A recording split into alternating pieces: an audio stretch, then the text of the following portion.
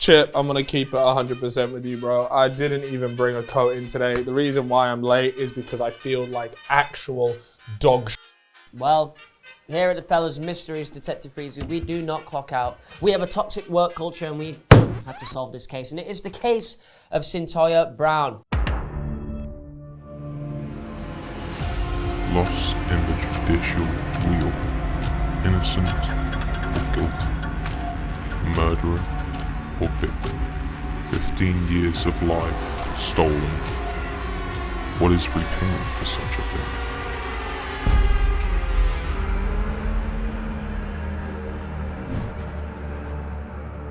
Netflix actually covered this. They have a show called Murder to Mercy, the Cyntoia Brown story. So a lot of you might have seen this. It's a very high-profile case. So the fellas are here to whistle it down and to whistle it down. I've never heard of that before in my life. Well, you have now. I bring in vocab that... Let's get on with the case, Chip. Yeah, okay. Anyway, Cyntoia Brown in 2004, she was considered a prostitute, and in today's age, she is considered a victim of sexual predators. Cyntoia was actually born in January in 1988, and her mother, unfortunately, drank throughout her entire pregnancy. And if you guys know anything about that, that is bad news, right? News. And it didn't get any better because after she was born, Cyntoia's mum actually started beginning to use crack cocaine, right? Which is, again, not great news. Now, afterwards, her mum realizes, look, I can't raise this child. I am in no way possible in a state to raise a child the proper way. So she put up Cyntoia for adoption. Well, maybe if she didn't take the crack cocaine, Yeah, or just didn't drink throughout the pregnancy. I mean, it wasn't a great start. No. So when Cyntoia was about maybe 13 years old, we're talking around April 2001, she started, going in and out of juvie, spending time with Child Protection Services. Things not going too well for her at this moment, and then eventually she does run away from these services. She escapes, we'll say. And that's really where things started to go south, because she ends up running into a fella who goes by the nickname Cutthroat. Ooh. Now, that cut is spelled actually with a K, K-U-T. Sounds like a supervillain. Yes. It's like Thanos. Or like a bad Xbox gamer tag. Now, Cutthroat, he was not the friendliest man, as you can probably tell by the name. He actually did begin trafficking her. They had an emotional, abusive relationship. She was living out of in-town hotel suites, that kind of vibe. Yeah. Picture like a motel, something like that. It's not great. It's not luxury, that's for sure. And Cyntoia did claim that Cutthroat had beat her and raped her on multiple occasions. So you can tell this Cutthroat bloke is a piece of shit, really. Fast forward now, it's August 6th of 2004, and we are introduced to a fella named Johnny Allen, right? Now, Cyntoia at the time is 16 years old, and she meets Johnny Allen, who is 43 years old. They meet together in a parking lot in Tennessee. Already sounds a bit dodgy. Now, he was a real estate agent and also a youth pastor. He was a Sunday school teacher, and probably most notably, he had started a homeless ministry at a local Baptist church. So straight off the bat, with those kind of things, you think, yeah, it sounds like a decent bloke. He's doing good stuff. But I mean, he is a 43-year-old man that has picked up a 16-year-old girl in a parking lot. Yeah. On that night, Johnny allegedly asked Cyntoia if she was hungry and if she was up for it, which she said yes to both questions. And she agreed to have sex with Johnny for $150. But apparently they never got round to it. Okay. Johnny's friends, by the way, maintain that he never wanted to have sex with her. Mm-hmm. He just wanted to help her. Okay. And I'd be inclined to believe that, considering he started a homeless ministry. Yeah, he's a youth pastor. Yeah. Sounds like a good bloke. Now, this is where it kind of goes a bit south. During the night, Cyntoia actually shoots Johnny in the back of the head with a .40 cal handgun. Not too sure. Maybe Fish can show me what one of those looks like. We're from the United Kingdom. We're not very aware of what a .40 I played my Call of Duty, my friend. That's true. I know where I'm at. Yeah. That's true. Not only that, though, but she did steal $172 from his wallet and 2 of his firearms. First thoughts, it's looking like a straight-up robbery. She's seen an opportunity to get some cash. Boom. Bob's your uncle. She's got $172. Exactly, and 2 firearms. Now, she ends up leaving in his truck, and she ends up dumping that in a Walmart parking lot. And then from there, she ends up hitchhiking back to the hotel where Cutthroat was. That was the police that found her and Cutthroat in that in Tower Suites hotel that we spoke about. So she'd done that, killed him, and went back to Cutthroat. And went back to Cutthroat. Now, could this have been like a master plan from Cutthroat saying, look, I'm gonna introduce you to this guy. When you get there, shoot him, take his money, take his firearms, and bring it back to me back in the hotel. Who knows? $172. I mean, it can be. That is a lot of money. Is you know. I feel like at 16, that's a lot of money. But to Cutthroat, like, but to Cutthroat, it's probably nothing. Is he going to make some? Is he going to set up this murder? $172. And a couple of guns. I don't know. Of course, following this, she was arrested and she was charged with homicide, aggravated robbery, handgun possession, and criminal impersonation. And although she was only 16 years old, she was actually tried as an adult because the judge thought she was too dangerous to be kept in juvie. I'm sorry, but like the reason why you don't get tried as an adult is because you are not an adult. Yeah. So I have no idea how that has happened. Like, just to be considered too dangerous, like, it's a girl that has had a gun on her. 16-year-old girl. Yeah. Like, I don't know. But anyway, investigators believed that Johnny was asleep when he was shot. Okay, so he was shot in the back of the head. Now, Cyntoia was actually taken for a psychiatric evaluation, and whilst this was going down, apparently she attacked the nurse. Reason being for this is because the nurses told Cyntoia that she couldn't call her mother. Cyntoia's got angry, rash, harsh, and apparently attacked her, and just 2 people testified to this. It doesn't get much better for Cyntoia at this point because unfortunately for her, 3 inmates who thought that they might have a chance here at getting a reduced sentence of their own if they were to snitch on Cyntoia, and which they did. They actually claimed that she had spoken to them and just confessed to killing Johnny, and in quotes, because she just wanted to see how it felt to kill somebody. That is... Snitches get stitches. Unless you're these guys, which appears you seem to get a reduced sentence, or at least they thought they would. Now, guys, I want you all just to take a moment. Just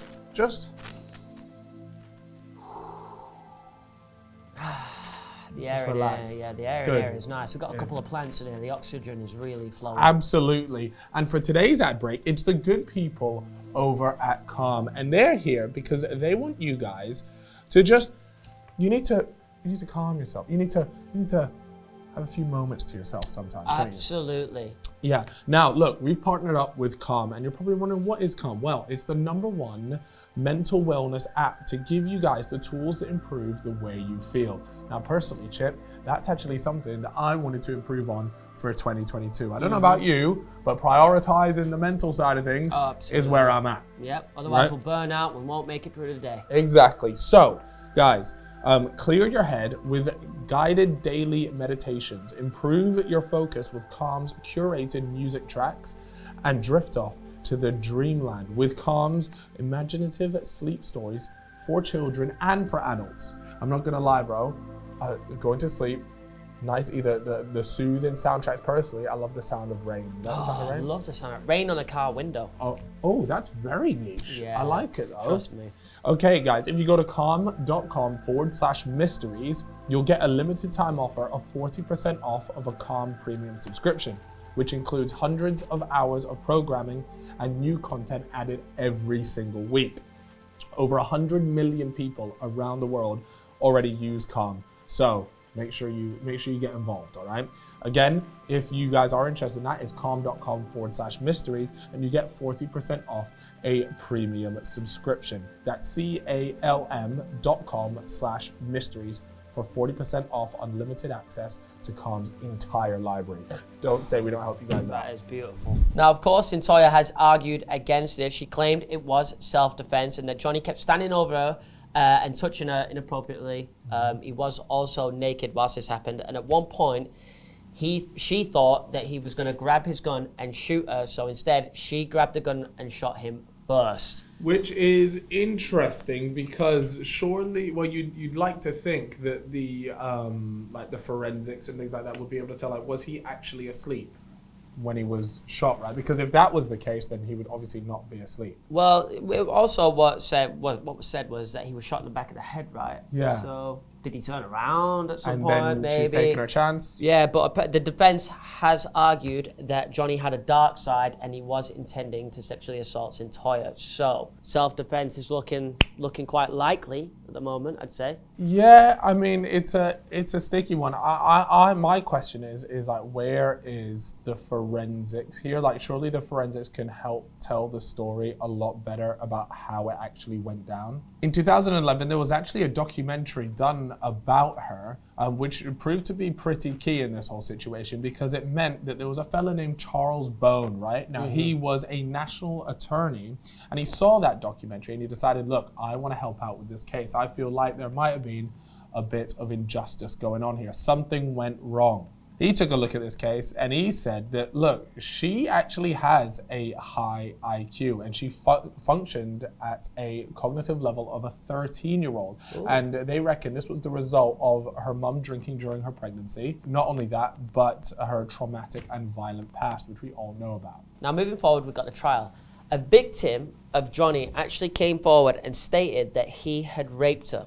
It was a 17-year-old waitress that came forward, but the judge deemed her irrelevant, apparently, and so she was let go. Bit strange. Okay. But apparently, during a shift, he came up to the waitress, gave her a business card, and the business card said, "You're gorgeous. I'd love to take you out sometime, so let me know." Bit dodgy. Okay, it's interesting. I've never received a business card like that. Neither have I. Maybe I just ain't got the looks, man. Prosecution argued that Cyntoia shot him to rob him whilst he was sleeping. Could be the case, but like we said earlier, it was only $172. Could have been a lot of money to her. It might be a lot of money to her, but if she goes back to Cutthroat, like, I just don't see how $172 is worth it to him. But at the same time, she's also going back with 2 guns as well. Those obviously have value. Look, they put forward that, like, is there really a point in going to the lens of actually killing someone for that amount of money? Yeah, it's a bit wild. For you guys to decide. Wild theory, but anyway, Cyntoia was found guilty in the end of first-degree murder, felony murder, and aggravated robbery, and which resulted in her being sentenced to life in prison. Cyntoia then spent her time in Tennessee prison for women. Now, actually, she earned herself a degree in liberal arts, and she actually got a 4.0 GPA. Now, to all my UK people out there, that is really high. Like, I went to a few American schools, and the highest I got, my mum literally gave me whatever I wanted, was a 3.6 GPA. So to get a 4.0 GPA is very impressive. But it didn't stop there. She also managed to go and get a Bachelor of Professional Studies in Organizational Leadership, again with a 4.0 GPA in May 2019 from Lipscomb University as well. So, like I said, this is a smart woman we're dealing with. Yeah. Now, something very interesting about this case is it started picking up a lot of traction. It actually went viral in November 2017, and a lot of celebrities picked up on it and spoke about it. We've got celebrities, like, well, I'm talking celebrities. These are big time. Big time. We're not talking about, Bazinga and Tobe Jizzle. No, we're talking Rihanna, Kim Kardashian, T.I., Snoop Dogg, LeBron James. These guys, they all started talking about it, and it picked up a lot of traction. You can imagine when celebrities like that all come together and discuss one particular topic, especially on Twitter and things like that, things pick up a lot of steam on social media, and that's what exactly happened with this case. In 2017, Rihanna actually took to Instagram to say, "Imagine at the age of 16 being sex trafficked by a pimp named Cutthroat. After days of being repeatedly drugged and raped by different men, you were purchased by a 43-year-old child predator who took you to his home to use you for sex. You end up finding enough courage to fight back and shoot and kill him." And in March 2018, a public hearing was held for a clemency petition. Now, I've got a quote here. At the hearing, several witnesses that knew Cyntoia from prison testified on her behalf, including Lipscomb University faculty, her former prosecutor, Preston Shipp, prison employees, local victim rights advocates, and a local non-profit leader who ran a mentoring group for at-risk teens with Cyntoia. Johnny's friend, however, as you can imagine, testified against clemency. So he did not want her to get off this lightly at all. So we already know that Johnny's friend was against the clemency, but maybe more importantly, actually it was Charles Robinson, who was the lead detective in Johnny's murder. He was really against the idea of her getting clemency. And the reason for that was he argued that there was no evidence to show that she had been trafficked since she was 12 years old, and that he believed Johnny was just killed unjustly. Obviously, this went to a vote, and the parole board voted as follows: 2 votes to grant clemency, 2 voting for a reduced sentence, and 2 voting to deny clemency. So that is 4 votes in total, at least in her favor, right? Yeah, well, at least one where she'd at least get a reduced sentence. December 2018, the Tennessee Supreme Court ruled that she would be eligible for parole after serving 51 years, Wow. right? Like, that is so long, right? That is your whole life. And I'm just saying, that is your whole life. Yeah, for self-defense, you got 51 years. Yeah, 51 years. That is crazy. Now, You're done as you now. can imagine, there was a massive reaction off the back of that, asking the governor, please grant clemency. January 2019 now, and the governor actually reduced Cyntoia's sentence of life in prison to 15 years plus 10 years of supervised parole. And Cyntoia was then released in August 7th, 2019. Damn, so she still did, like, how many years in total? Well, yeah, she did the 15 years. She did 15 years and for self-defense. Well, yeah, I mean, there's both arguments. I mean, it's still quite like a debated yeah. thing. Is like, what do people actually think happened Some here? people still believe that she did kill him in cold blood. Yeah, and then there's people there like Rihanna, like a lot of the celebrities out there that believe that actually this was a product almost of her environment and that she needed to do what she had to. Okay, so there is a general consensus that it was self-defense, but according to, you know, the laws, trial, all this stuff, the parole board, it was pretty 50-50. Well, it's like the justice system. That's what it comes down to. Yeah. It's like, you know, it's a particular case here, and the justice system obviously didn't agree with her. But if you look at the whole picture, you could definitely argue that, yeah, she was a product of her environment, I suppose. Damn. Since being released, Cyntoia has been taking part in a lot of interviews, sharing her critique of the criminal justice system. She was actually brought in as well to be the head of a national campaign in order to urge governors to use their executive powers to combat systematic injustice, which obviously Cyntoia and a lot of people believe that she was experiencing. I mean, that's good. You know, it's nice, and I think if anything, it just proves more of her side of things. It's like she hasn't just come out of this and then say, right, okay, well, I've got away with that. Now I'm just going to shy away. It's like, no, she's actually taken this into her own hands. Yeah, she's using her story, you know, the power she has to try and influence the world in a better way. Absolutely, things we love to see. Not only that, but Netflix actually made a documentary on this, and that's sort of why we're talking about it here. It's called Murder to Mercy. We spoke about it briefly before. The Cyntoia Brown story, and it was released in April 2020. So if you haven't checked that out, and you're maybe interested to see a more fleshed out version of this, then I definitely think it's worth going to have a watch. Well, guys, thank you for watching another Mysteries Monday. Of course, make sure to subscribe on YouTube, follow us on Spotify, you can listen over there, and also turn on my notifications because we'll be back next Monday, 6 p.m. with another case. Thank you all for watching.